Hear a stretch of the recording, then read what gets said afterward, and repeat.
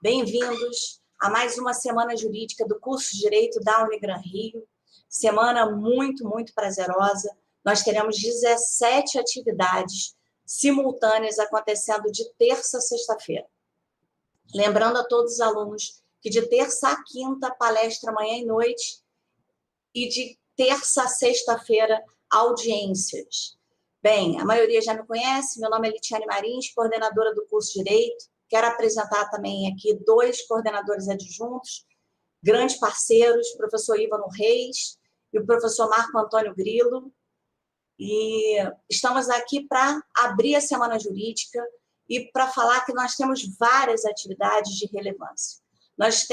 Abrimos a Semana Jurídica com o palestrante Nivaldo Dias Filho, que será apresentado adequadamente daqui a pouco. Hoje à noite, com o professor Flávio Tartucci. Nós vamos ter amanhã de manhã a professora Zélia Luiza Perdona. À noite, nós vamos ter o professor Alexandre Freire, assessor do STF. Na quinta-feira, quem abre na parte da manhã é o professor Fagner Sandes, e à noite, quem fecha é o professor Bruno Zampier.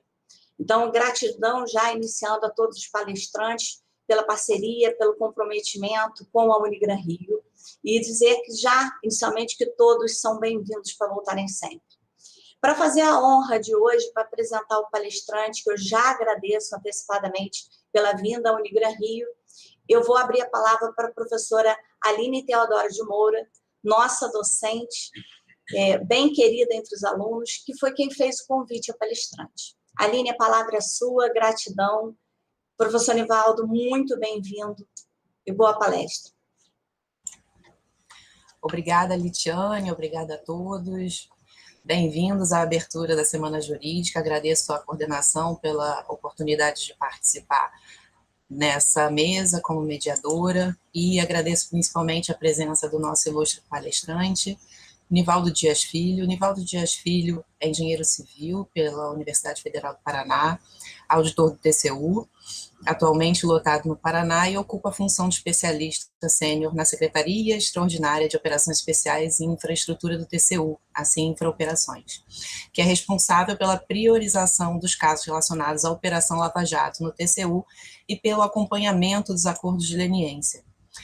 Um dos motivos, entre várias diversas capacidades e experiências importantes que o Nivaldo tem para trazer aqui para a gente, mas uma das principais razões foi a experiência dele, desde o início de vigência da Lei Anticorrupção, a Lei 12.846, a experiência dele no tratamento dos acordos de leniência, ou seja, nos acordos empresariais que são realizados entre não só as empresas, mas aqui para nós, no direito empresarial especificamente, mas o acordo realizado entre as pessoas jurídicas e a administração pública pelo cometimento de condutas ilícitas perpetradas contra a administração pública, em desfavor da administração pública.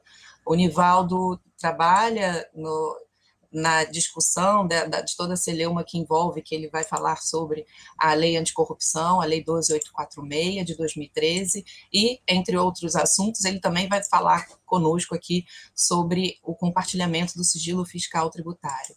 Sem entrar muito já na fala e no conteúdo da palestra do Nivaldo, eu já agradeço imensamente, e para nós, peço, inclusive, no início da sua palestra, que você explique e fale um pouco sobre a carreira de auditor do Tribunal de Contas da União e, se possível, explique brevemente a função de um Tribunal de Contas, porque o dia a dia dos tribunais de contas envolve o direito, envolve o processo administrativo, independente das formações dos auditores, o direito está presente, seja no concurso ou seja no dia a dia dos tribunais de contas. O poder dos tribunais de contas em relação à declaração de inidoneidade das pessoas jurídicas, punições administrativas que, sob o ponto de vista empresarial, são severas, de impacto financeiro relevante. Então, se for possível também falar, antes do conteúdo em si da sua palestra, um pouco sobre a sua carreira, que é admirável, e muitos alunos têm a intenção e a pretensão de prestar concurso para tribunais de contas, assim como também a experiência e, talvez, a explicação sobre o funcionamento de forma breve de tribunais de contas. Nivaldo, desde já agradecendo mais uma vez, muito obrigada. Bom dia a todos. Antes de tudo, eu agradeço pela oportunidade, a professora Aline. Para mim é um prazer falar para o público na universidade. Agradeço ao Unigran Rio também por poder conceder essa oportunidade de conversarmos aqui com os alunos de Direito. Agradeço também a Litiane, professor Ívano, professor Marco Antônio, por terem propiciado essa oportunidade. Então, conforme já foi apresentado, eu trabalho como auditor do Tribunal de Contas da União, né? Mas é importante, e eu preciso fazer um disclaimer, que a minha opinião não representa necessariamente a opinião do TCU. Portanto, aqui eu falo como um auditor, pessoa física, e não como um representante do TCU. Seguindo a sugestão da professora Aline, é interessante a gente conversar um pouco sobre o que é um Tribunal de Contas, como os tribunais de contas estão inseridos no contexto aqui da nossa sociedade brasileira.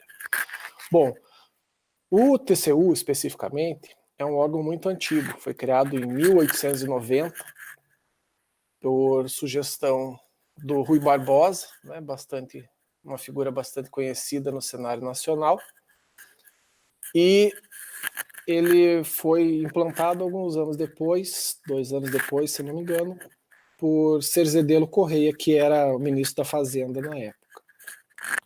Bem, o TCU mudou muito depois, principalmente da Constituição de 88, que tem a conformação atual. Então, o Tribunal de Contas da União tem 9 ministros, que eles são escolhidos de formas, indicados de formas diferentes, pelo presidente, pelo Senado, pela Câmara, enfim, e também possui 4 ministros substitutos e 7 membros do Ministério Público junto ao TCU. Então, o TCU é uma corte de contas. O Tribunal de Contas da União tem processos que vão ser julgados por esses ministros e eles são instruídos pelos auditores, colegas meus, e também tem a participação do Ministério Público de Contas aos moldes parecidos com o que acontece no Judiciário, vamos dizer assim. O Tribunal não integra o Judiciário, é um órgão independente, mas que tem uma vinculação de apoio ao Congresso Nacional. Bom, no Brasil tem 33 tribunais de contas. Cada estado tem o seu, e alguns municípios também têm o seu Tribunal de Contas. Então, isso faz com que exista uma diversidade bastante grande, uma variedade bastante grande nas características desses tribunais de contas. Apesar de eles terem o mesmo fundamento constitucional, eles estão sujeitos a regramentos próprios e não existe uma hierarquia entre o TCU e os demais tribunais. Então, a maneira como esses tribunais, 33 tribunais de contas, estão organizados no Brasil é, de certa forma, bastante não uniforme. Falando sobre o TCU, talvez o que faça o TCU ser uma entidade de referência nesse sentido é o seu corpo técnico. Então, o TCU tem mais de 1.500 auditores, existem também técnicos e outros funcionários, mas o TCU tem uma característica que eu acho que é muito importante. Tem apenas 28 funcionários de livre nomeação. Então, são apenas 28 cargos de livre nomeação, o que faz com que todo o corpo técnico do TCU, todos os demais servidores públicos do TCU sejam concursados.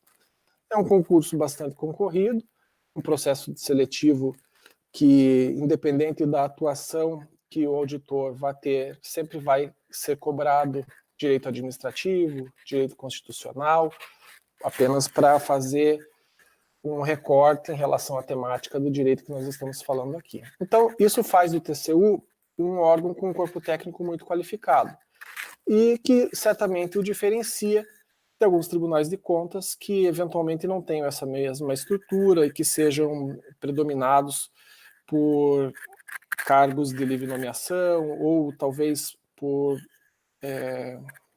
conselheiros que são os que fazem a função de ministros nos tribunais de contas nos estados e nos municípios, escolhidos talvez sem um critério tão rigoroso. Então, o TCU, sem dúvida, se diferencia no cenário nacional e também internacional como um órgão de excelência do controle externo e, como eu falei, na minha opinião, muito por causa do seu quadro técnico. Então, o concurso para o TCU, com alguma regularidade, o TCU faz concurso, eu não saberia dizer quando é o próximo, ele abre oportunidades para pessoas de formações diversas. E muitos colegas que nós temos são formados em Direito, então existe muita oportunidade para quem é formado do Direito e tiver interesse em fazer concurso no TCU. Bom, tendo falado um pouquinho sobre o TCU, eu gostaria de salientar, que eu esqueci de falar antes, eu não sou professor, né? Então o que eu tenho aqui é uma conversa com vocês.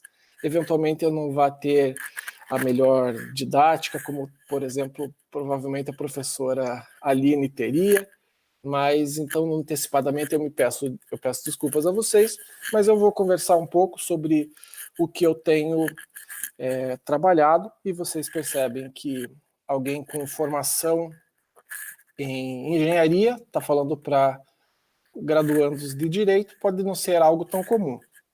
Mas como foi bem salientado no início, eu estou aqui conversando um pouco sobre a minha experiência em relação à implantação, ao acompanhamento de um cenário que é bastante diferente no direito brasileiro, com a positivação no nosso ordenamento jurídico do Estatuto dos Acordos de Leniência.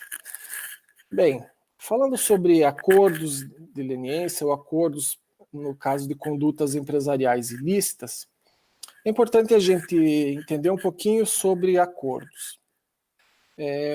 A primeira referência de acordos que eu acho que viria à mente no direito é justamente a confissão.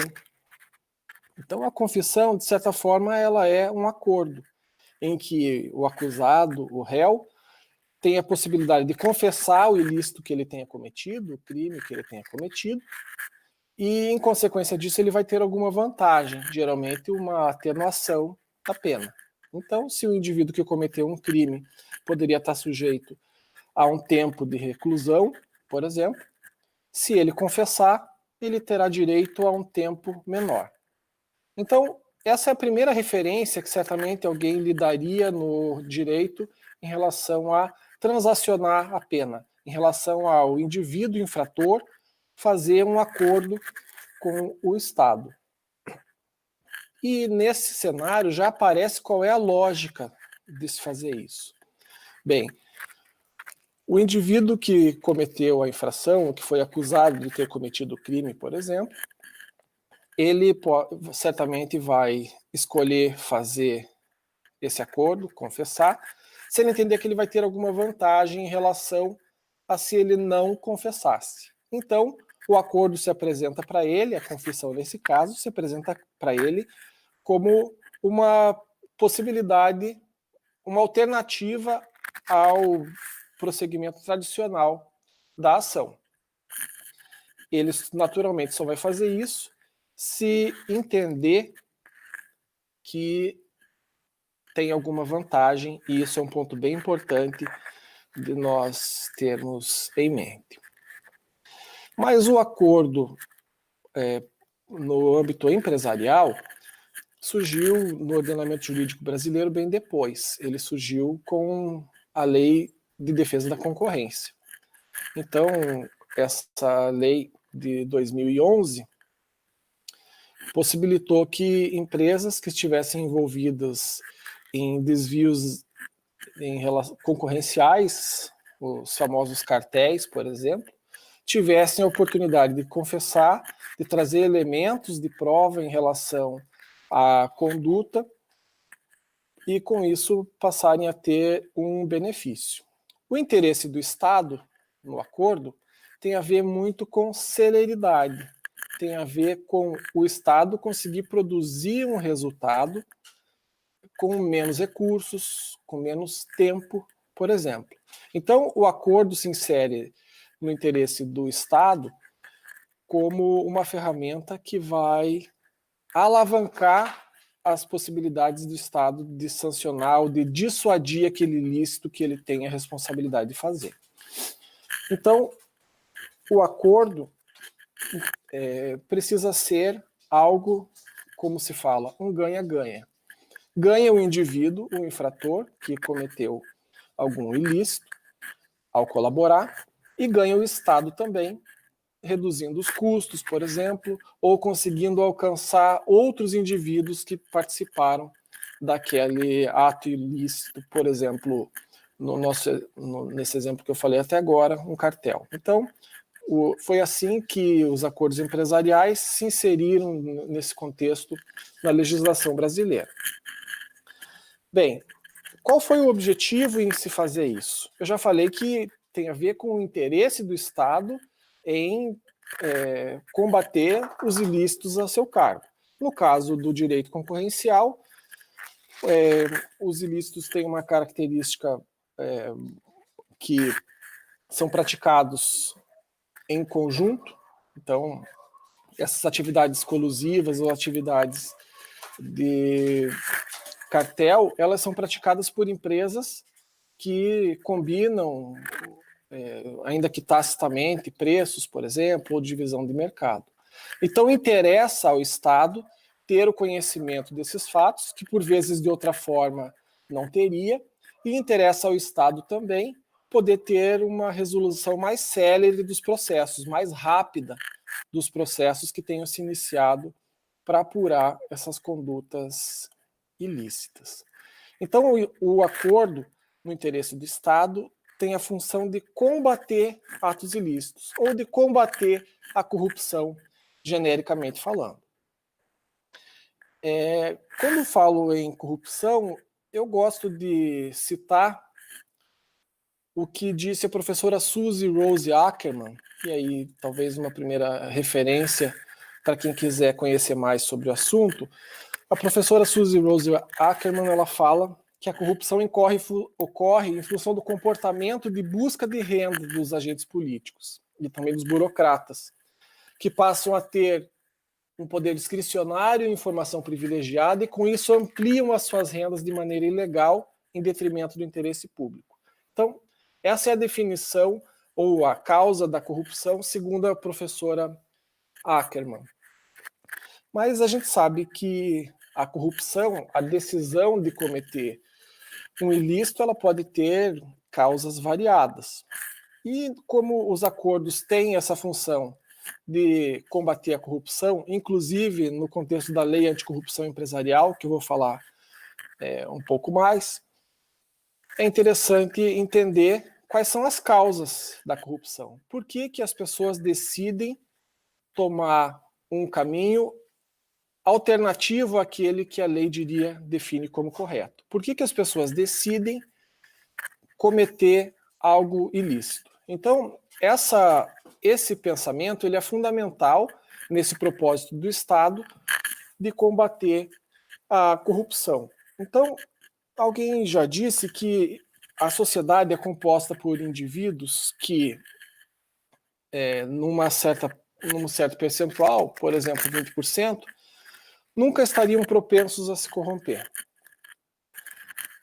Um certo percentual da sociedade, por exemplo, outros 20%, sempre estaria tendendo a se corromper, sempre estaria procurando um caminho ilícito para satisfazer os seus interesses.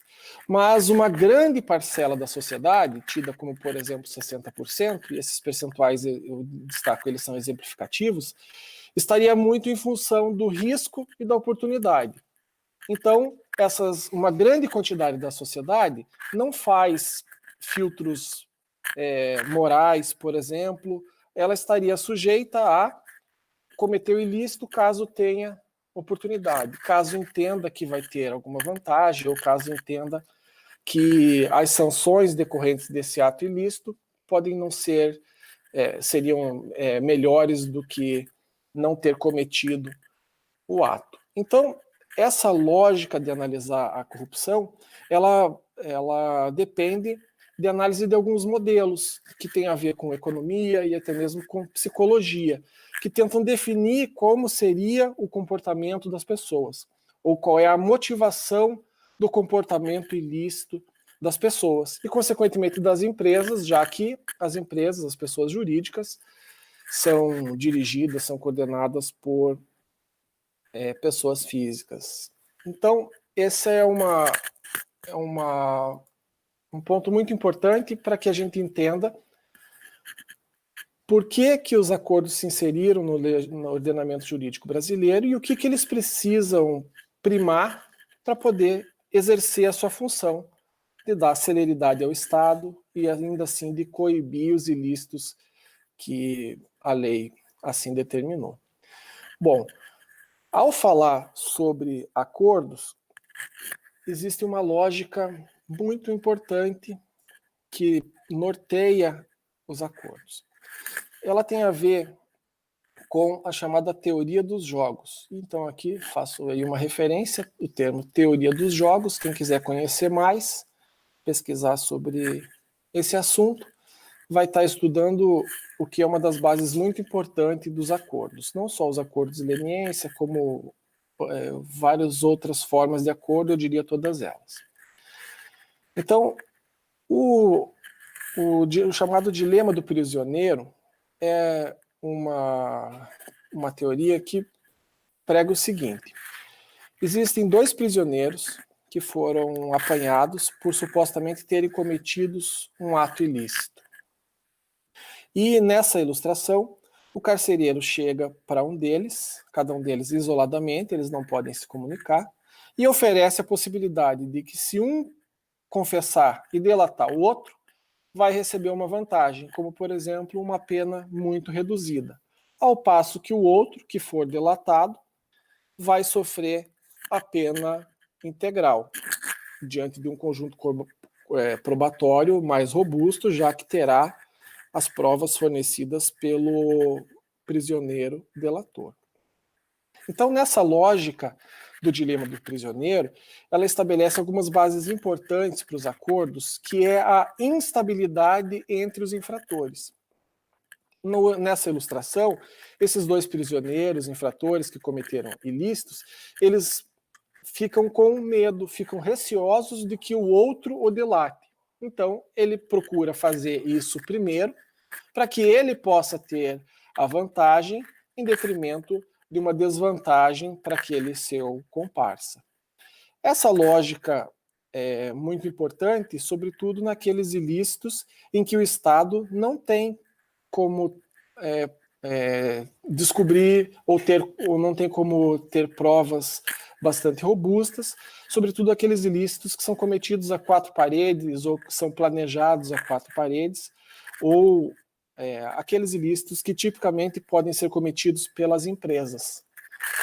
Então, quando ilícitos são cometidos pelas empresas, geralmente um conjunto de pessoas pode vir a tomar conhecimento, eventualmente até outras empresas, e essa lógica do dilema do prisioneiro é importante para que esse estatuto funcione, já que ele precisa estabelecer uma condição de instabilidade entre os infratores.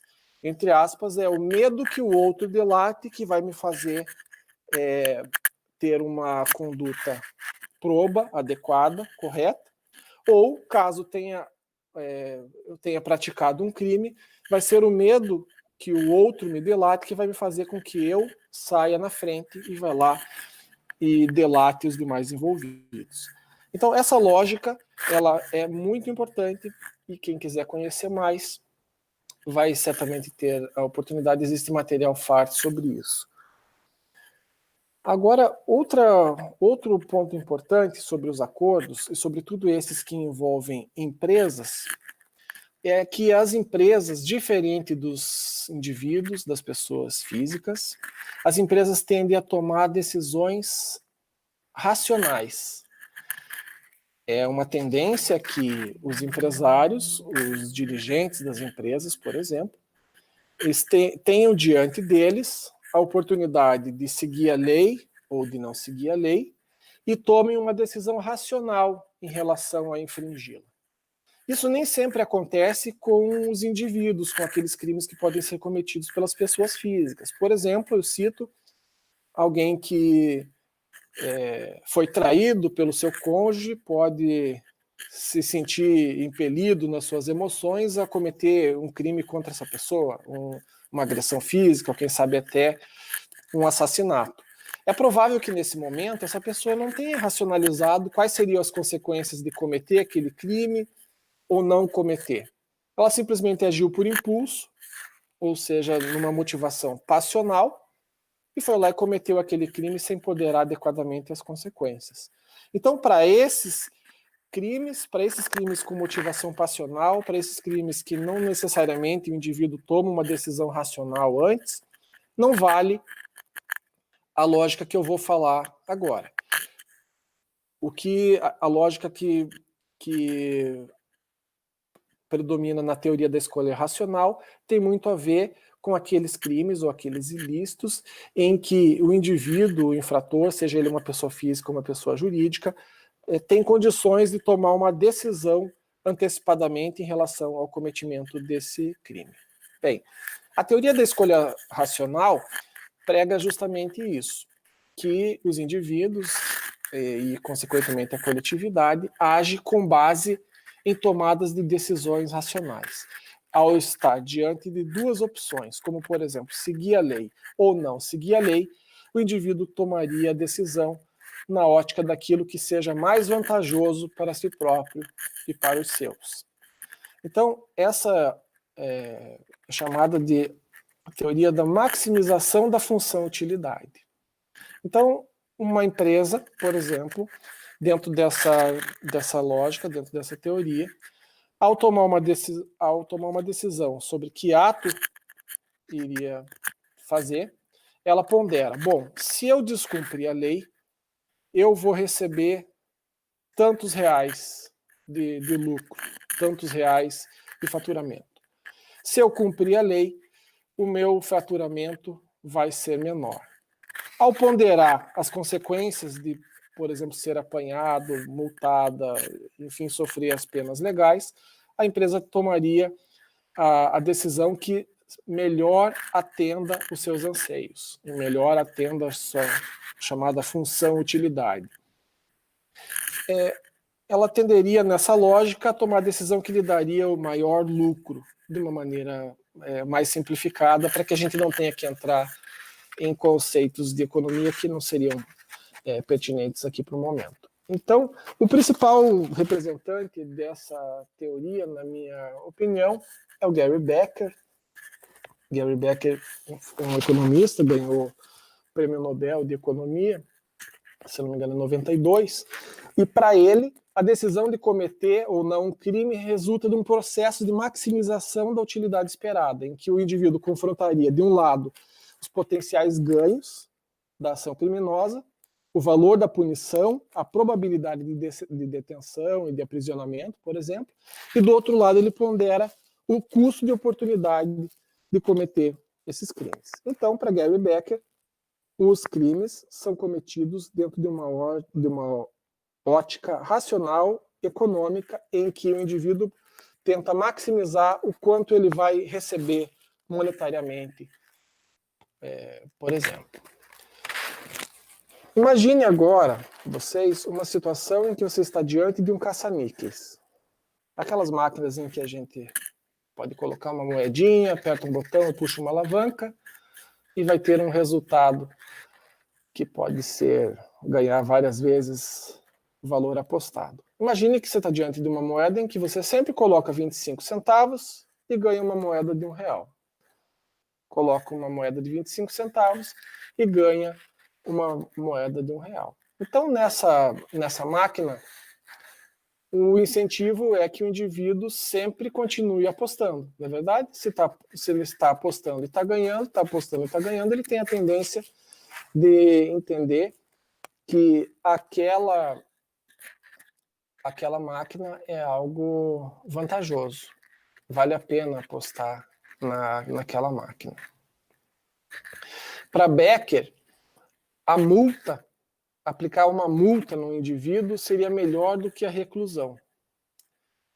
Isso talvez não seja verdade, como eu falei, para os indivíduos, para as pessoas físicas, mas acaba sendo uma das poucas possibilidades em relação às empresas. Ninguém ouviu dizer que uma empresa foi levada presa, foi reclusa. Isso não dá para fazer com as empresas, não é verdade? Os indivíduos que dirigem essas empresas, sim, podem ser presos, podem ser condenados à reclusão, mas as empresas não. Então, nessa ótica é muito interessante essa teoria de Becker em relação às empresas, porque as empresas têm como possibilidade eficiente de dissuasão do ilícito as multas. E o Becker falou sobre o que seria uma multa ótima. A multa ótima seria o inverso da probabilidade de ser detectado, responsabilizado e sancionado. Então, se o indivíduo roubou R$100, por exemplo, e ele tiver 100% de probabilidade de ser apanhado e condenado, uma multa de R$101, por exemplo, já seria dissuasória para esse indivíduo. Porque se ele roubar 100 e tiver que pagar 101, no meu exemplo aqui, ele vai sair desse processo com a sensação de que não valeu a pena. Ele saiu com prejuízo de R$1. Né? Então, para ele, esse ato ilícito não valeu a pena, já que ele roubou 100 e teve que devolver 101. E aí é fácil de ter uma noção que quanto maior for essa multa, mais dissuasivo vai ser esse sistema. Se ele tiver que roubar 100 e pagar 200, talvez ele fique menos tentado a cometer esse roubo que eu citei aqui. Agora você imagine que o indivíduo tem só 1 em 10 vezes em que ele roubar, ele tem a possibilidade de ser apanhado, julgado e condenado efetivamente. Bem, nesse caso, uma multa de R$101, como eu falei, para quem tenha sido apanhado roubando R$100, certamente pode não ser dissuasiva. Por quê? Porque se ele cometeu esse ilícito 10 vezes, ele roubou R$1.000. Se ele roubou R$1.000, pagar uma multa de R$100 seria muito provavelmente um incentivo, não é verdade? Aos moldes do que nós vimos ali daquela máquina de caça-níqueis. Então, a multa ótima nesse caso precisaria ser maior do que 1/10, né? A probabilidade dele ser apanhado é 1 em 10, portanto 1/10. O inverso disso são 10 vezes. Então, se ele for multado em 10 vezes o valor pelo qual ele foi apanhado, nesse cenário de probabilidade de ser descoberto que eu citei aqui, a multa dele seria 10 vezes 100, portanto, R$1.000. Teria que ser maior do que R$1.000. Então, ele roubou R$100 10 vezes, foi apanhado uma única vez e condenado, mas nessa única vez ele pagou uma multa que era maior do que 10 vezes o valor que ele roubou. Então, apesar dele ter sido condenado uma única vez, essa única condenação impôs a ele a sensação de que o crime não compensou, não valeu a pena. Ele saiu com prejuízo, porque ele roubou R$1.000, mas ele teve que devolver mais do que R$1.000 na sua única condenação.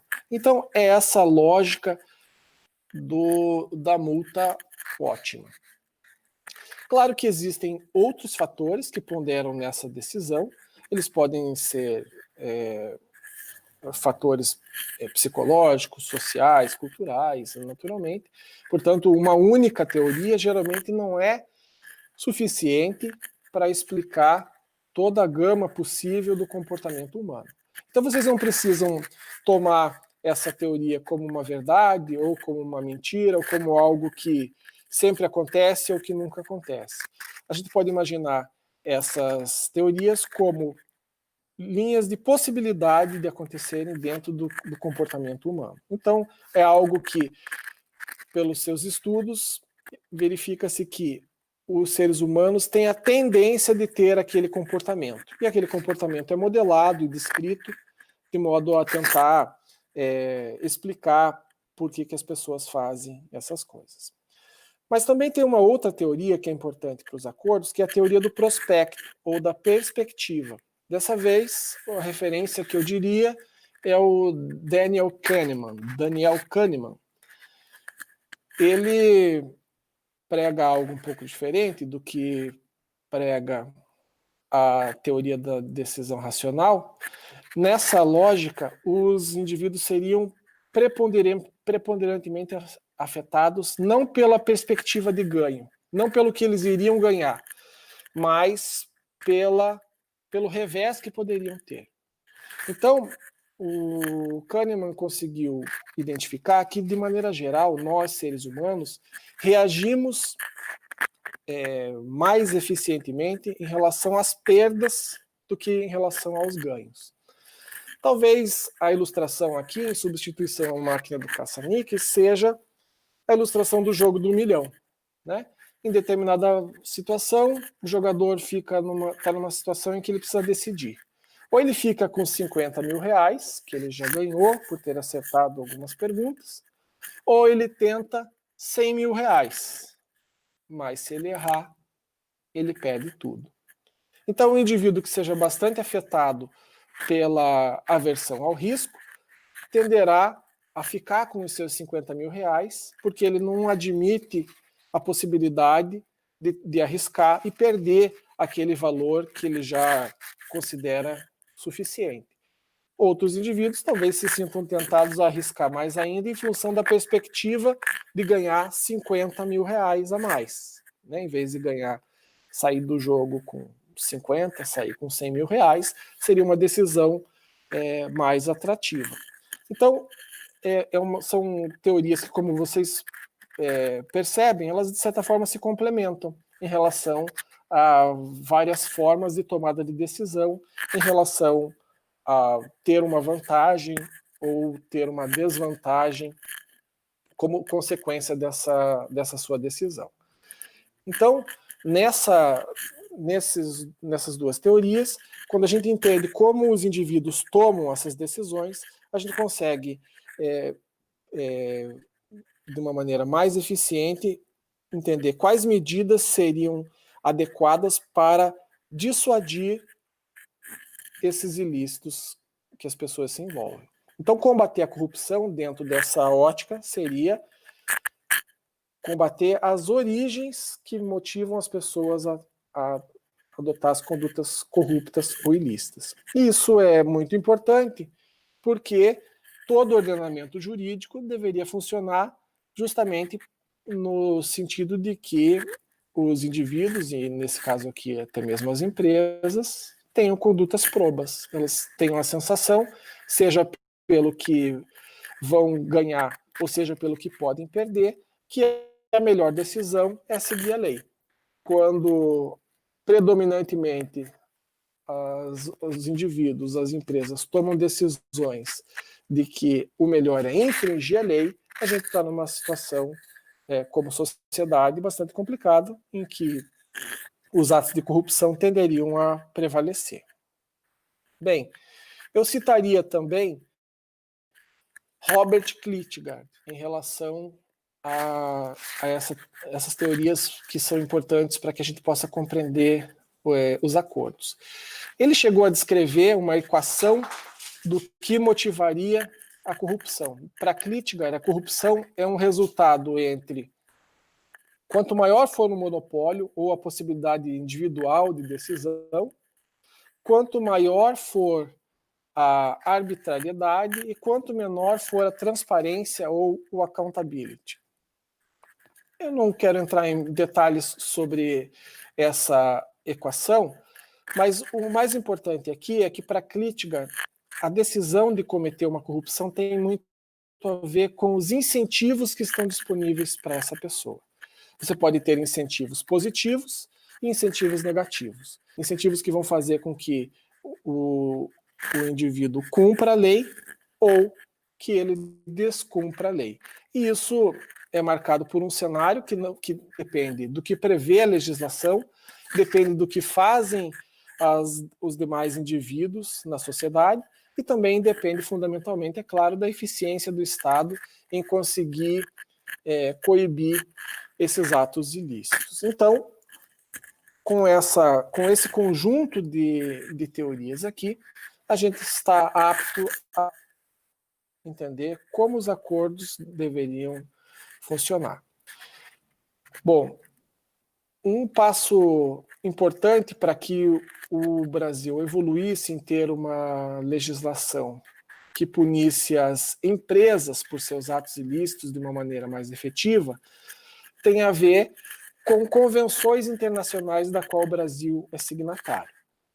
Então, convenções internacionais são aqueles acordos, né, aqueles protocolos que os países assinam, que os países aderem, né, geralmente no âmbito de organizações internacionais, como, por exemplo, a ONU, a OCDE, é nesse contexto que as convenções internacionais são pactuadas. E o Brasil foi aderindo, se tornando signatário de algumas dessas convenções internacionais que procuravam combater a corrupção. Combater a corrupção não só entre os países membros, mas a chamada corrupção transnacional. Aquela corrupção, aqueles atos ilícitos que são praticados entre países, como, por exemplo, indivíduos que estão estabelecidos em um país e cometem ilícitos em outros países. Geralmente isso envolve empresas, envolve comércio internacional. Portanto, essas convenções são muito importantes para coibir os ilícitos praticados pelas empresas. E aí, quando o Brasil assinou a Convenção Interamericana de Combate à Corrupção, assinada em Caracas, que foi positivada no ordenamento jurídico brasileiro em 2002, o Brasil também foi signatário da Convenção de Paris, que é a Convenção sobre o Combate da Corrupção dos Funcionários Públicos Estrangeiros, entrou no ordenamento jurídico brasileiro em 2000, e também a Convenção das Nações Unidas sobre Delinquência Organizada Transnacional, que é a chamada Convenção de Palermo, que entrou no ordenamento jurídico brasileiro em 2004, e a Convenção das Nações Unidas contra a Corrupção, também chamada de Convenção de Mérida, que é de 2003 e entrou no ordenamento jurídico brasileiro de 2006. Por que eu citei essas convenções internacionais? Porque, ao se tornar signatário dessas convenções internacionais, o Brasil passou a foi obrigado, por força dessas convenções, a ter uma legislação que coibisse os ilícitos praticados pelas empresas, inclusive não só em atos contra a administração pública nacional, mas também internacional, de modo a dissuadir esse tipo de prática, não só aqui no Brasil, como também no mundo. Então, a comunidade internacional começou a forçar os outros países, que ainda não tinham legislações nesse sentido, a passarem a tê-las. E essas legislações são baseadas num princípio muito importante, no princípio da dissuasão econômica. Então, para essas convenções, as legislações são eficientes quando elas prezarem princípios como esses que eu citei há pouco. E um dos elementos fundamentais sempre citados nessas convenções é estabelecer a pena de confisco. O que significa isso? Justamente a possibilidade de que o indivíduo que tenha cometido uma infração venha a ser privado do benefício que ele teve. Aquele bem que ele furtou, que ele se apropriou indevidamente, aqueles recursos que ele se apropriou ilicitamente, seriam confiscados ou tomados pelo Estado. justamente para promover aquela sensação de que o crime não compensou. E aí, um projeto de lei 6826 de 2010 iniciou essa discussão no Congresso Nacional, de modo que o Brasil pudesse passar a ter uma lei que responsabilizasse as empresas pelos seus atos. E essa lei acabou virando lei com a lei número 12846 de 2013, que é a chamada Lei Anticorrupção Empresarial, e ela dispõe sobre a responsabilização administrativa e civil, portanto não é criminal, não é? De pessoas jurídicas que pratiquem atos de corrupção contra a empresa, contra a administração pública nacional ou estrangeira. E foi justamente essa lei que estabeleceu a possibilidade de as empresas fazerem os tais acordos de leniência. Então, empresas que tenham cometido ilícitos como os previstos no artigo 5º dessa lei podem estar sujeitos a penas bastante gravosas de uma forma específica. A Lei 12846 é muito importante, ela prevê a responsabilização objetiva das empresas. Bem, vocês, estudantes do direito, provavelmente sabem que a responsabilização objetiva é aquela em que não se analisa o elemento subjetivo. Então, não importa se o indivíduo teve culpa ou até mesmo dolo na prática daquele ato. Se ele se beneficiou daquele ato, ele já pode ser apenado. Então, a responsabilização objetiva da empresa significa, grosso modo, o seguinte: se uma empresa praticou algum daqueles atos previstos no artigo 5º da lei, ela, por exemplo, teve uma vantagem indevida numa contratação pública, não importa quem foi o indivíduo funcionário da empresa que cometeu esse crime, não importa as circunstâncias em que esse ilícito foi cometido.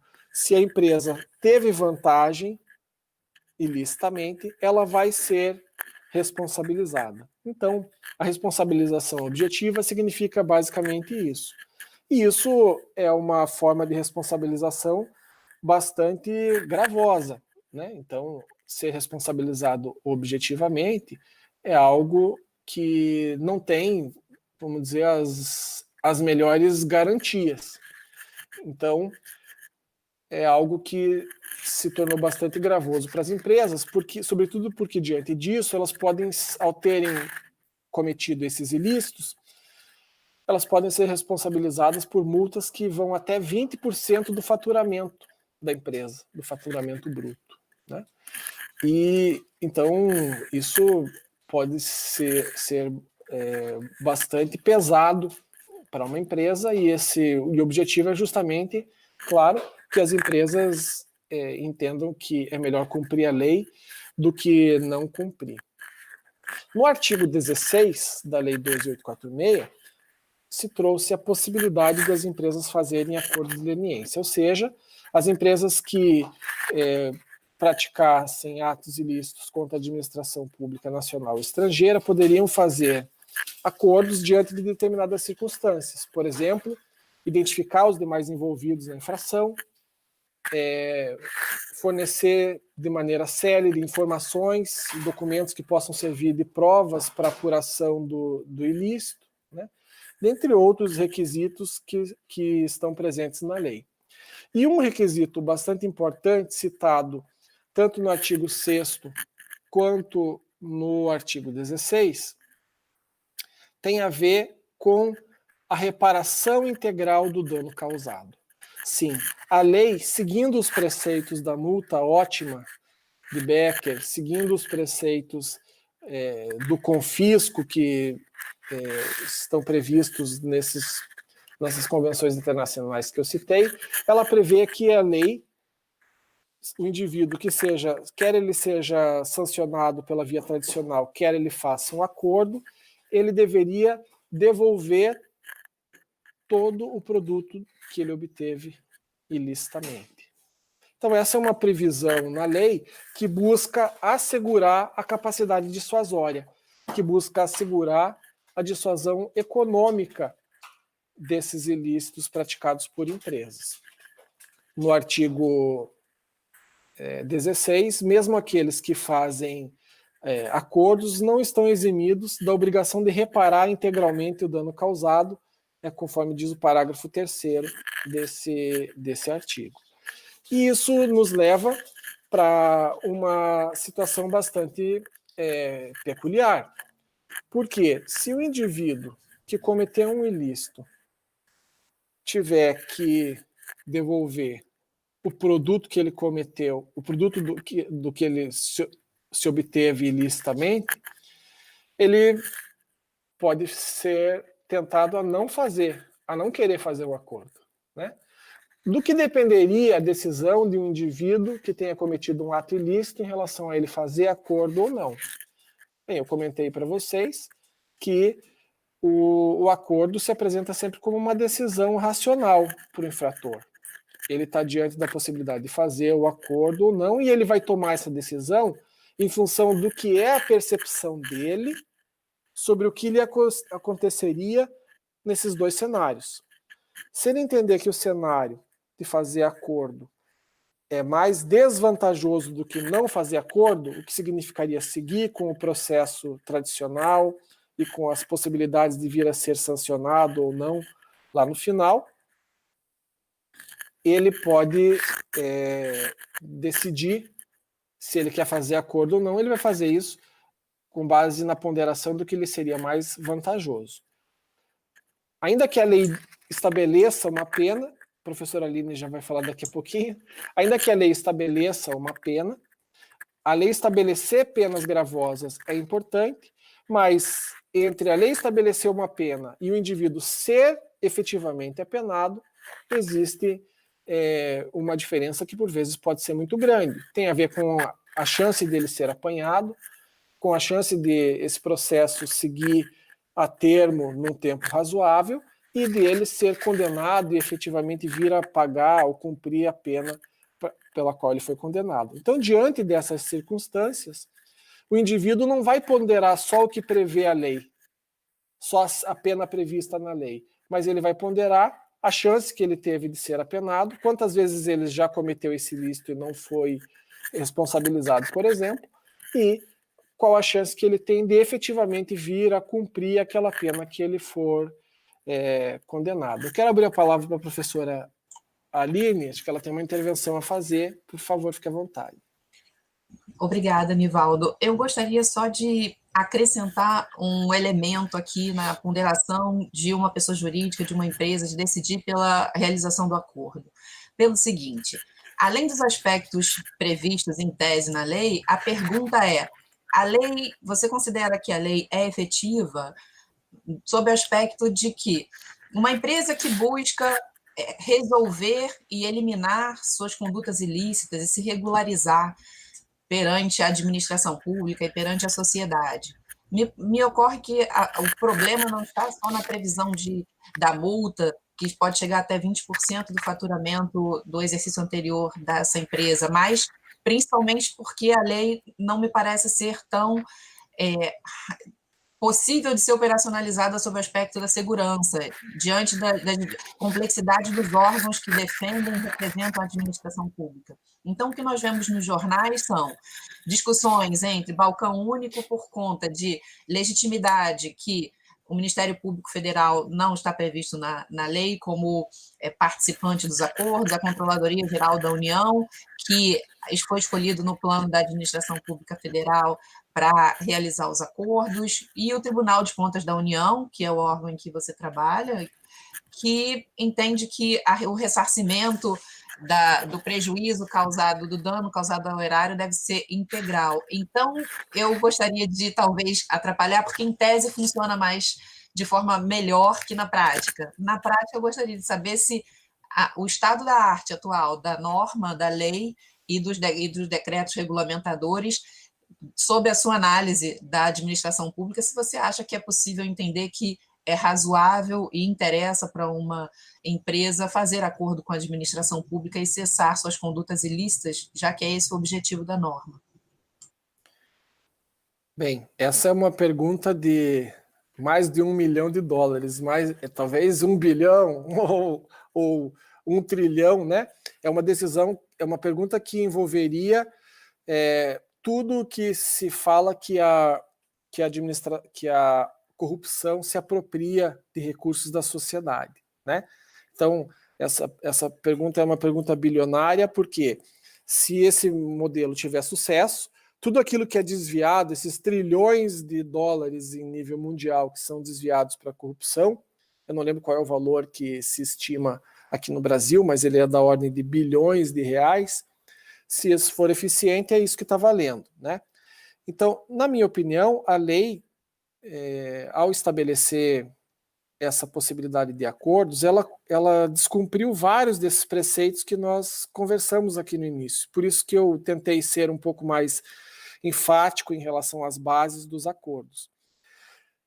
Por exemplo, a lei não assegura que não tem conseguido assegurar que essas multas aplicadas aos colaboradores têm sido dissuasiva. Então, esse é um ponto. Se o indivíduo tem a possibilidade de se apropriar indevidamente de recursos públicos, mas devolver uma ínfima fração daquilo que ele desvia, é provável que ele se sinta tentado a continuar cometendo esses ilícitos. Então, na medida em que a lei não tem conseguido ser eficiente nisso, ou a aplicação da lei não tem conseguido ser eficiente nesses critérios, eu acho que esse é um ponto que certamente a lei ou a aplicação da lei estaria deixando a desejar. Claro que o que vai acontecer, eu não tenho como saber, é algo para o futuro, o tempo vai dizer se essa minha percepção está correta ou está errada, mas eu acho que a lei não tem conseguido ser eficiente nisso por um motivo importante. Na medida que quem aplica a lei uma quantidade grande de agentes do Estado, né, órgãos, entes do Estado, isso torna difícil a coordenação entre esses órgãos que têm culturas e objetivos diferentes. Então, os acordos que envolvam empresas vão ter como agentes do Estado envolvidos o Ministério Público, a Advocacia Pública, o controle interno, representado no Brasil, em nível federal, pela Controladoria Geral da União, no caso da Advocacia Pública, a Advocacia Geral da União. Então você tem Ministério Público Federal, Advocacia Geral da União, Controladoria Geral da União e Ministério e Tribunal de Contas da União. Isso quando não envolver outros órgãos como o CAD ou até mesmo o Banco Central e a CVM, você acaba tendo uma quantidade grande de carcereiros dentro daquele modelo que passam a ter naturalmente dificuldades em propor qual seria a sanção alternativa para os prisioneiros infratores daquele modelo que eu citei. Então isso traz uma dificuldade entre o que seria efetivamente oferecido para a empresa que colabore. Então esse é um ponto que, sem dúvida, é o grande desafio da lei. Mas a lei, de certa forma, possibilitou esse tipo de dificuldade quando ela inseriu mais indivíduos dentro desse sistema de combate à corrupção. E quando ela inseriu entidades ou órgãos que não têm as melhores condições de participar dessa atividade, eu entendo que a lei também estaria fadada a uma margem muito grande de insucesso. Eu já falei isso em outras oportunidades, mas eu coloco isso como um risco potencial. Se quem pode fazer os acordos de leniência é o controle interno, isso significa o quê? Em nível nacional, em nível federal, quem pode fazer os acordos de leniência é a Controladoria Geral da União, que precisa estar associada com a Advocacia Geral da União. Mas isso serve para cada um dos 5.570 municípios do país. Então, qualquer município que vocês possam imaginar, ele tem a possibilidade de aplicar uma multa de até 20% do faturamento bruto de uma empresa. Mas essa empresa tem também a possibilidade de fazer um acordo com o controle interno desse município.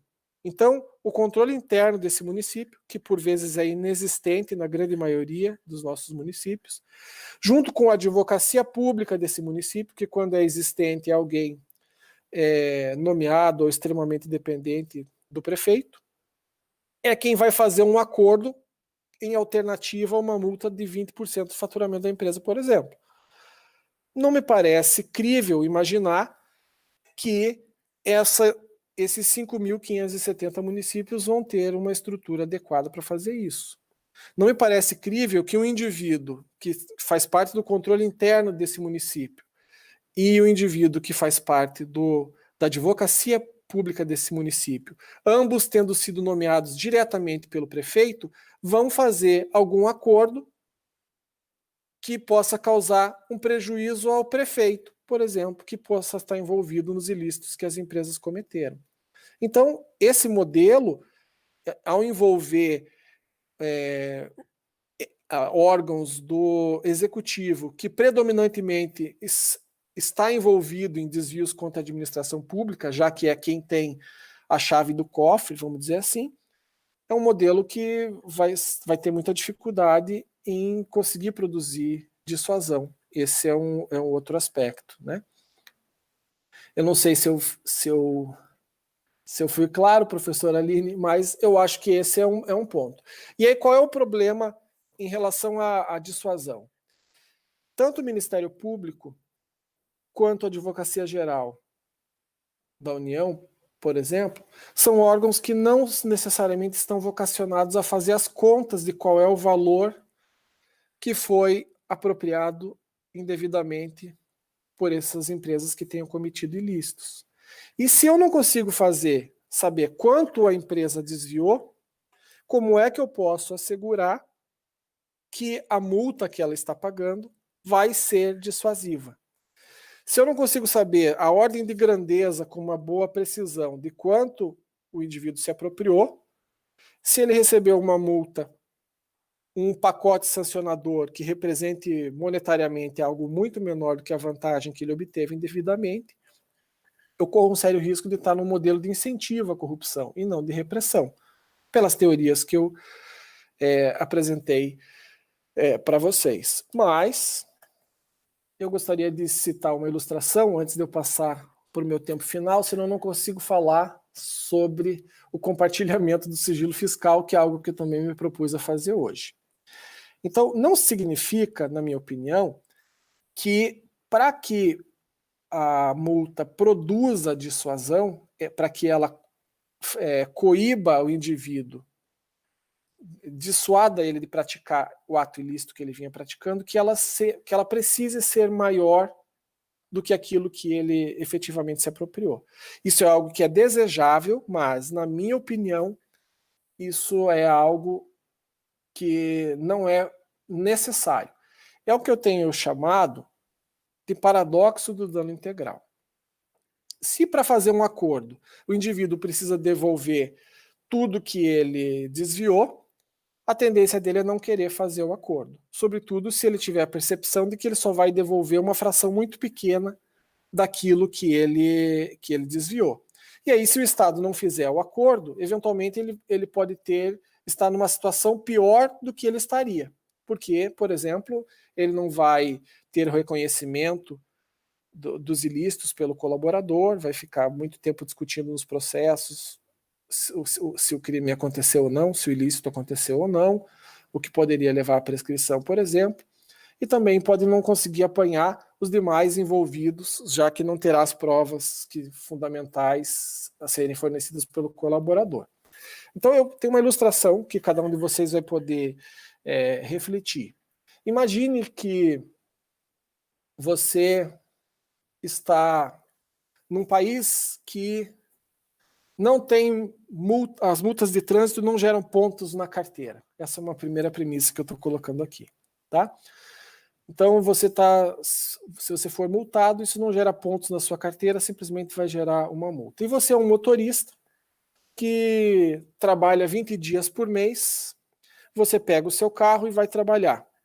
E lá no seu trabalho, você tem a possibilidade, no local do seu trabalho, lá na região onde fica o seu o seu trabalho, você pode deixar o carro no estacionamento e pagar R$10 por dia. Ou então você pode estacionar num local proibido e correr o risco de ser multado em R$50. Abstraindo de qualquer vergonha que isso possa lhe causar, talvez você poderia ter a informação de que seus colegas fazem isso sem o menor constrangimento. Dentro no seu ambiente de trabalho, ou mesmo no seu ambiente familiar, não haveria maiores constrangimentos se você receber uma multa de trânsito por estacionar no local proibido. Então, nesse modelo simplificado, você está diante de uma decisão entre parar no estacionamento e pagar R$10 por dia, ou estacionar num local proibido e correr o risco de ser multado em R$50. Imagine que você sabe que nos últimos meses, ou desde que você tem notícias, o agente de trânsito só passa uma vez por mês nesse local. Então, a probabilidade de você ser apanhado é uma em cada um daqueles 20 dias em que você está lá trabalhando, porque o agente de trânsito só passa uma vez no mês. Talvez, ao tomar essa decisão racional, você pensaria o seguinte: bom, se eu for parar no estacionamento todo dia, eu vou gastar R$200, que são R$10 vezes 20 dias que eu vou trabalhar. Então eu vou gastar R$200 por mês. Mas se eu for multado, como a chance disso ia acontecer uma única vez por mês, eu vou pagar R$50.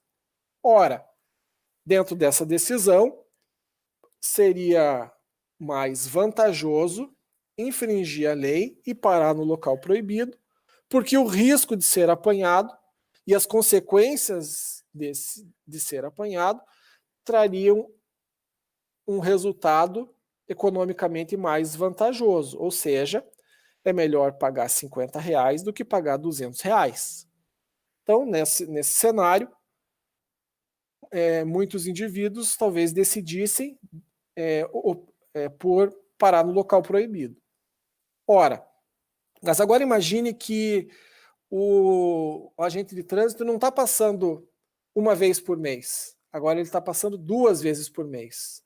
Isso levaria a sua decisão entre pagar R$200 de estacionamento e R$100 de multa. Ainda é mais vantajoso parar no local proibido, economicamente, mas é provável que, ao tomar conhecimento que agora o guarda de trânsito passa 2 vezes por mês, ou ele está passando numa frequência maior, que aumentou a chance de ser apanhado, muitos já tomem a decisão: não, agora eu não vou mais parar no local proibido. Eu prefiro parar no estacionamento, porque eu não sei se ele não vai começar a passar mais vezes e isso vai acabar ficando mais caro. Se o guardinha começar a passar 3 vezes por semana, por mês, desculpe, quem parar no local proibido vai estar sujeito a R$150 de multa no mês, contra R$200 de gasto com estacionamento.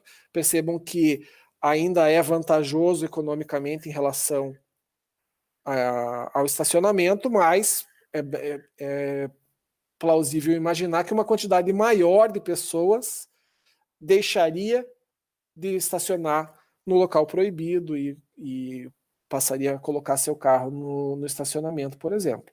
Bem, essa decisão, esse modelo, tem o único propósito de mostrar que, na medida em que o Estado demonstra ter mais eficiência sancionadora, ele pode fazer com que mais pessoas passem a cumprir a lei. E em casos em que o indivíduo pague valores menores do que aquele que ele desviou, mas comece a passar uma sensação para a sociedade como um todo de que o crime não está mais sendo tão vantajoso, ele pode tomar a decisão e coletivamente pode passar a preponderar a decisão de não delinquir. Eu acho que o meu tempo estourou, não é isso, professora? Não estourou, mas eu gostaria de aproveitar a sua fala para passar uma pergunta dos alunos. São diversas e eu já peço desculpas de que não serão possíveis todas as perguntas serem repassadas. Mas aproveitando até a questão talvez da inserção do tema sobre sigilo fiscal, eu passo aqui 3 perguntas. Uma ainda na questão do acordo de leniência, é que o aluno Haroldo Ribeiro pergunta, e aí tendo em vista que a lei de responsabilização civil e administrativa, ele pergunta, a empresa e os sócios são atingidos diretamente pela lei anticorrupção, a 12846, ou deve-se apurar e descaracterizar condutas?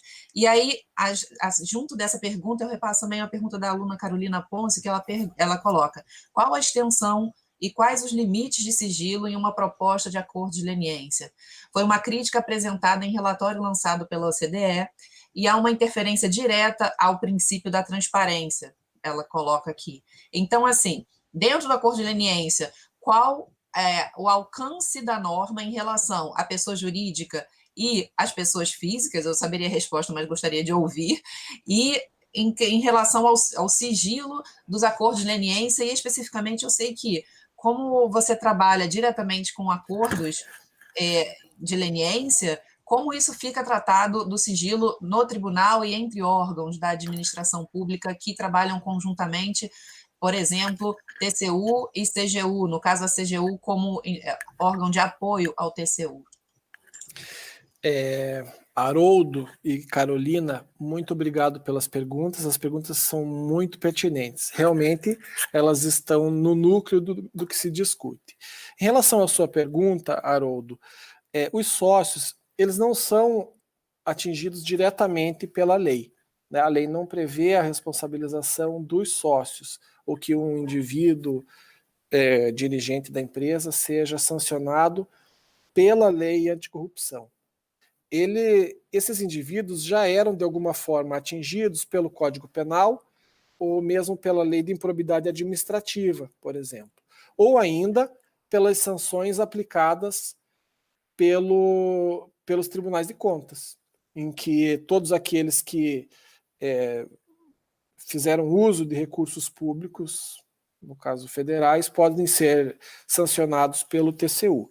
Então, essa é de fato uma lacuna que a lei tem em si, mas que de alguma forma ela é preenchida por outras leis, embora essas leis precisem ser aplicadas por outros órgãos, e aí a coordenação disso, como eu falei, pode ser bastante complicada. Naturalmente, os sócios podem ser atingidos indiretamente, por exemplo, por multas que sejam aplicadas à empresa. Isso eventualmente significaria que eles tirariam um prolabore menor, ou eventualmente até que teriam que fazer aportes na empresa para poder pagar essa multa. Ou ainda por outras restrições, por exemplo, se a empresa ficar impedida de contratar com a administração, em que eles teriam uma frustração de rendas, uma frustração de receitas para a empresa. A Carolina Ponce colocou uma pergunta importantíssima sobre transparência. Sim, esse é um problema chave que precisa ser enfrentado no contexto dos acordos, na minha opinião. A sociedade precisa ter conhecimento dos parâmetros sobre os quais esses acordos têm sido pactuados. Então, a lei especifica, e é bastante lógico, que durante a fase de negociação deve haver um sigilo, sob pena de as investigações serem prejudicadas. Ora, você imagine que uma empresa resolve fazer um acordo de colaboração, um acordo de leniência, e ela vai, com isso, delatar outras empresas, ou ela vai trazer informações que dependeriam de se buscar provas por intermédio de outras medidas, como, por exemplo, busca e apreensão, ou até outras medidas que o Estado dispõe para obtenção de provas. Se esse acordo, se o próprio fato de os concorrentes, os demais envolvidos estarem cientes de que essa empresa está fazendo um acordo, pode motivá-los a tomar medidas para ocultar as provas. Então, nesse sentido, é interessante que o acordo seja mantido em sigilo. Mas, se não for por motivo da garantia às investigações, eu não vejo motivos muito relevantes para que esses acordos sejam mantidos em sigilo. Isso porque eu não entendo que haja previsão legal para esse tipo de sigilo. Por exemplo, não tem previsão legal para manutenção do acordo em sigilo com o propósito de resguardar a imagem da empresa, por exemplo. Não tem base legal esse tipo de sigilo.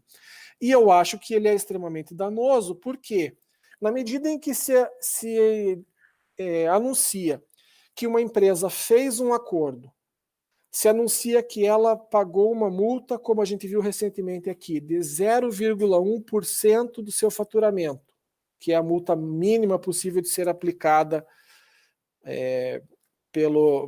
por essa lei. A sociedade pode ficar em dúvida. Ora, esse acordo de fato foi dissuasivo? A empresa saiu numa situação pior do que aquela estava?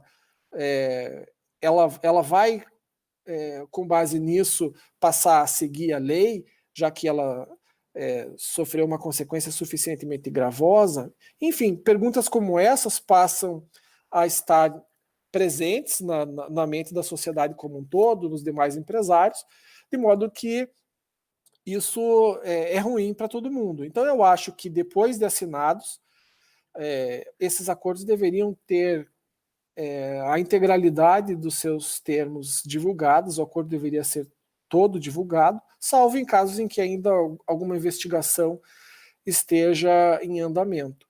Para mim, esse seria o cenário ideal, mas não é o que tem acontecido e ninguém na sociedade tem maiores conhecimentos sobre o que de fato aconteceu. E eu acho que isso é negativo. Repare que, de acordo com Klitschko, quanto menor o nível de transparência, maior é a corrupção. Naquela equação de Klitschko, vocês vão ter a oportunidade de analisar e se quiserem pesquisar, a transparência é algo que precisa acontecer. Quanto maior for a falta de transparência, maior vai ser a corrupção, de acordo com Klitschko. Nivaldo, eu gostaria de, já em atenção ao tempo que daqui a pouco vai se estourar, e talvez encaminhando para a segunda ou para outra parte da sua palestra que se refere ao sigilo fiscal.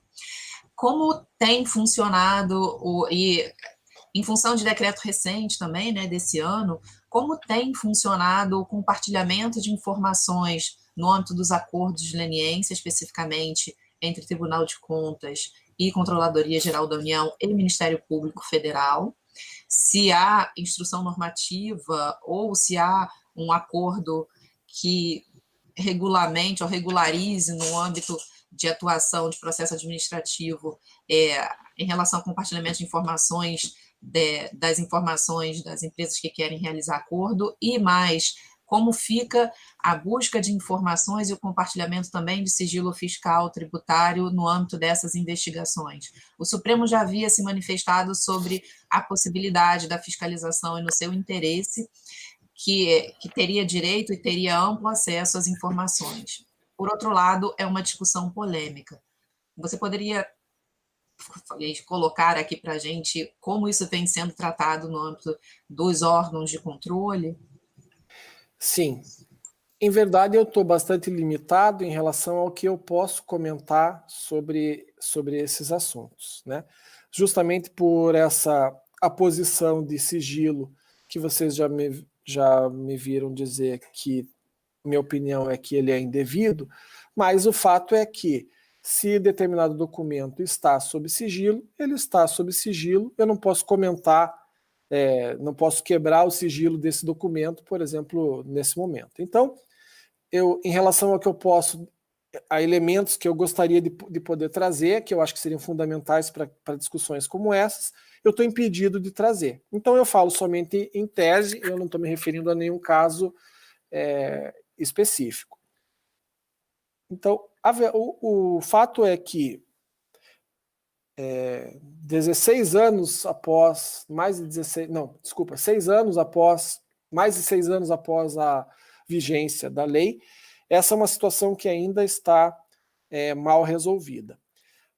De acordo com uma linha de entendimento, a lei anticorrupção empresarial, a lei 12.846, nunca poderia revogar previsões constitucionais. Então, a Constituição estabelece uma função de apoio, uma função até mesmo de subordinação do controle interno ao controle externo. Por exemplo, a Constituição prevê que sempre que o controle externo tomar conhecimento de atos ilícitos, ele precisa comunicar ao controle externo, sob pena de ser responsabilizado se não fizer isso.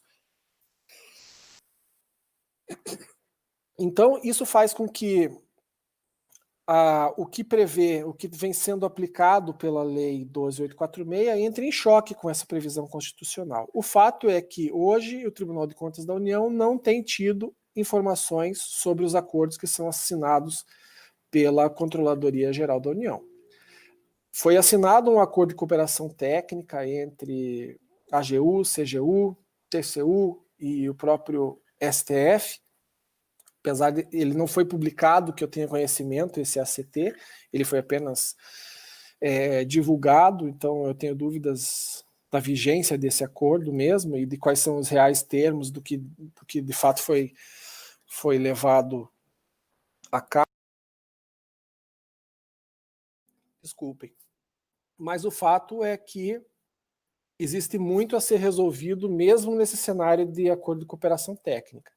Particularmente, eu não entendo que o acordo de cooperação técnica tenha o potencial de resolver os problemas que têm sido vivenciados, porque ele retira do TCU a possibilidade de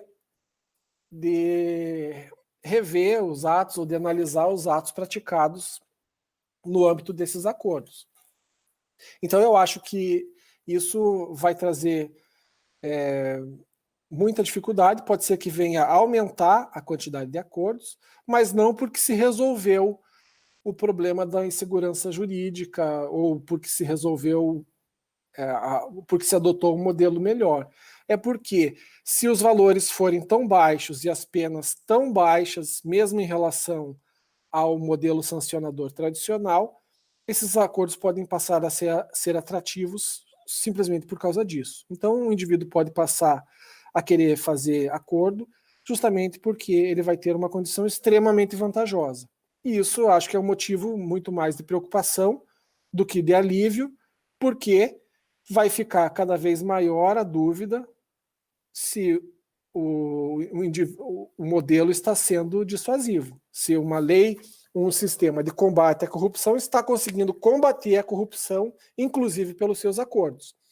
Ou se, ao contrário disso, ele está incentivando a corrupção, por exemplo, porque possibilita que o indivíduo se aproprie indevidamente de uma enorme monta de recursos, mas devolve uma fração muito pequena disso, mesmo em relação ao que devolveria no processo tradicional. Então, eu vejo com preocupação o rumo que esse acordo de cooperação técnica deu, sem falar das dúvidas em relação à legalidade ou mesmo à constitucionalidade de um ato como esse. Eu não entendo que um acordo de cooperação técnica seja um instrumento para regulamentação da lei de algo nesse nível. Eu acho que é algo que é um instrumento que tem uma fragilidade muito grande. Pode ser renunciado por cada um dos seus membros a qualquer momento, e isso voltaria ao cenário anterior. Nivaldo, muito obrigada pelos esclarecimentos. Assim, a quantidade de perguntas é enorme e não tenho como passar. Em função do tempo, e já pedindo que você se manifeste em argumentações finais, declarações finais, ou fechando a sua palestra, eu gostaria de pensar e perguntar qual é o seu recado para o futuro, diante de toda a problemática que foi colocada aqui. Diversas vezes a sua fala você colocou de forma bastante delicada problemas dos órgãos de controle na administração pública, na operacionalização da norma, a questão da insegurança jurídica sob a ótica das empresas. Eu aqui reafirmo que, como advogada, seria um caminho difícil a decisão de realizar um acordo e com quem, e por onde começar, e ter que avisar as empresas que querem cessar condutas ilícitas em prol, em benefício de toda a coletividade e da administração pública.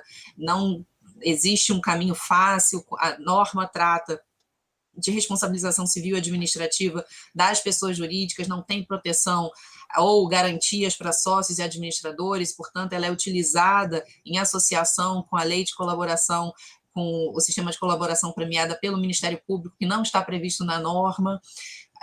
Os órgãos, você colocou uma subversão, e a subversão é a palavra que eu coloco, minhas palavras, da ordem constitucional, da previsão constitucional em relação à atuação da Controladoria Geral da União, que deve trabalhar e funcionar em apoio ao TCU, e, na verdade, me causa espanto a informação de que, trazida aqui, de que os acordos estão sendo realizados à revelia de informações e ciência do Tribunal de Contas da União. Então, são questões preocupantes do ponto de vista da empresa e da iniciativa privada de querer realizar com segurança esses acordos. Realizarão acordos aqueles que já estão encrencados ou levados em processos criminais pelo Ministério Público, e aí o Ministério Público, não legitimado pela 12846, se aproveita com a melhor das intenções, e assim deve ser, porque deveria ser o Ministério Público o responsável por realizar esses acordos ou participar desses acordos. Então, diante disso,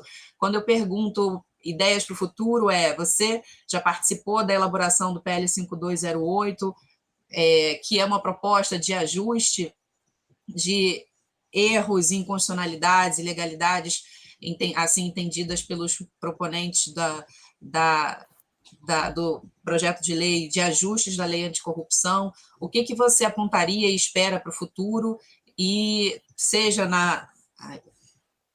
digamos, a retomada de audiências públicas, correções legais, quais são as suas perspectivas daqui para frente, diante da constatação de que até agora a norma não está bem operacionalizada ou prevista para funcionar? Bem, eu acho que a norma só tem condição de funcionar se a lei for alterada. Eu acho que a gente pode estar rumando para um conjunto de escândalos em relação à realização de acordos. Não digo que isso vai surgir primeiro na esfera federal, não teria como prever nada em relação a isso, mas em relação às fragilidades estabelecidas, eu acho que num primeiro cenário nós teremos escândalos de acordos pactuados pelos municípios. Eu acho que em algum momento, cedo ou tarde, a gente vai ser apanhado com a notícia de que determinado município fez acordo com empresas em troca de algo com base em acordos feitos ilicitamente, né? A gente já tem alguma notícia disso em relação a operações recentes da Polícia Federal, que mostram ilícitos que em tese teriam sido praticados por advogados durante a negociação desses acordos. Por exemplo, advogados representando mais do que um infrator, né? Em tese, esses infratores, pela teoria, pelo dilema do prisioneiro, eles teriam interesses distintos. Portanto, ao meu ver, não poderiam ser representados pelo mesmo advogado, mas isso acontece. E eu acho que isso abre uma margem, abre um risco muito grande, não quer dizer que todo caso vai acontecer isso, mas abre uma possibilidade muito grande em que, ao ser representados partes contrárias pelo mesmo advogado, eles cheguem no modelo de contenção de danos para os próprios colaboradores. Em algum momento isso vai acabar sendo discutido, enfim, e esses casos aí vão ser julgados, vão comprovar se isso está acontecendo ou não. Mas eu acho que a gente está na iminência de ter escândalos de acordos celebrados ilicitamente, e eu imagino que isso deve acontecer onde tem mais fragilidade, que é nos municípios. Então eu acho que uma alteração legislativa é fundamental, fazer esses remendos legais por acordos, por portarias interministeriais ou algo sobre isso não é eficiente. A regulamentação da Lei 12.846 cabe a cada um dos municípios, portanto, nós vamos ter, em algum momento, potencialmente, mais de 5.000 regulamentações diferentes para essa lei. Eu acho que a regulamentação da lei deveria ser feita em esfera federal, para poder definir critérios que são fundamentais para a segurança jurídica dos acordos, inclusive aquelas exigências em relação aos modelos de compliance, que agora tem sido critério de restrição à participação de licitação. Então, eu acho que o caminho que nós estamos tomando é um caminho fadado ao insucesso. Se nós tivermos cada município regulamentando a lei anticorrupção, nós vamos, em pouco tempo, ter uma parafernália legal em que ninguém sabe quais são os critérios que realmente devem ser seguidos, quais são as bases para a negociação desses acordos quando eles vierem a ocorrer. Sequer saberemos, com a clareza necessária, quais são os parâmetros de compliance que uma empresa deveria seguir a fim de se tornar conforme com a Lei 12.846.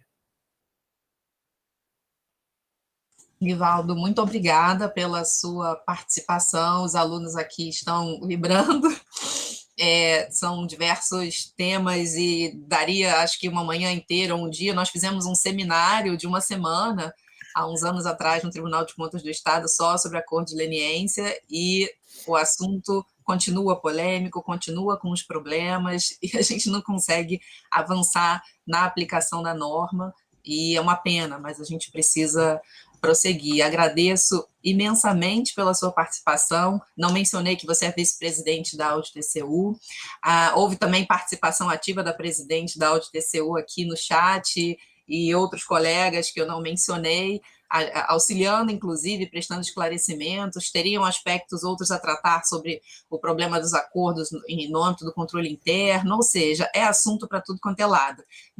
Nós temos um grupo de pesquisa em compliance na Unigran Rio, e o bolsista está aqui, feliz da vida, dizendo que a palestra foi excelente, que é o objetivo da pesquisa, que o tema da Bolsa de Iniciação Científica é compliance. Então, eu só tenho que agradecer e renovar a minha admiração em relação ao domínio que você tem sobre todos os aspectos do direito aqui tratados, e eu considero você uma das pessoas e das personalidades aqui no Brasil que mais conhecem sobre acordos, e todos os debates que são travados sobre acordos, você está presente quando tem debate no Ministério Federal, está presente no âmbito dos TCs. Então, eu só tenho que agradecer a sua presença aqui na Unigran Rio. Muito obrigada pela aula que você deu, apesar do disclaimer que você fez, de que não é professor. Na verdade, você falou, foi dando passo a passo, todas as suas referências, foi explicando, até chegar num ponto sofisticado de compreensão da polêmica. Então,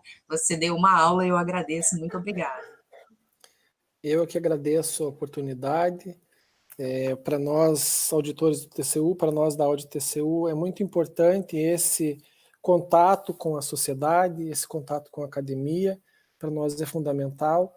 A Audi-TCU sempre procura promover ou incentivar a participação nesse tipo de atividade, porque para nós é fundamental que a sociedade tenha conhecimento sobre o que acontece nos tribunais de contas, tenha conhecimento sobre o que é a função dos auditores de controle externo, e com isso possa se posicionar como um fiscal ativo da sociedade, como alguém que acompanha o que acontece não só no seu município, no seu estado, no país, porque uma função fundamental dos tribunais de contas, uma função fundamental, portanto, dos auditores de controle externo que trabalham nos tribunais de contas, é dar mais transparência para a sociedade em relação ao gasto público. Então, para nós é muito importante quando a sociedade participa, ou quando a gente tem a oportunidade de ter esses contatos com a sociedade, ainda mais aqui com a academia. Eu tentei ser um pouco mais teórico nessa tentativa de virar um pouco professor, peço desculpas, mas eu acho que é importante, numa conversa com alunos de graduação, conhecer quais são as bases para que eles tenham, se assim tiver interesse, a perspectiva, a possibilidade de pesquisar e se aprofundar mais, e num futuro muito próximo, serem colaboradores ativos desse modelo, quem sabe fazendo concurso lá para o TCU, participando, né, sendo colegas nossos, seja lá no TCU ou em outras atividades que a formação em Direito possibilita na atuação pelo Estado. Eu agradeço a possibilidade, professora Aline, pelo convite. Para mim é uma honra poder ter participado e me coloco à disposição para qualquer outra oportunidade que assim surgir, de a gente debater e conversar sobre esses assuntos que são tão importantes. Bem, eu estou aqui de fã, admirando os dois. Primeiro, vou concordar com a Aline, doutor Nivaldo, foi uma aula e o enriquecimento foi grande, tanto na palestra quanto no chat. A discussão no chat foi calorosa e foi todos participando, se movimentando.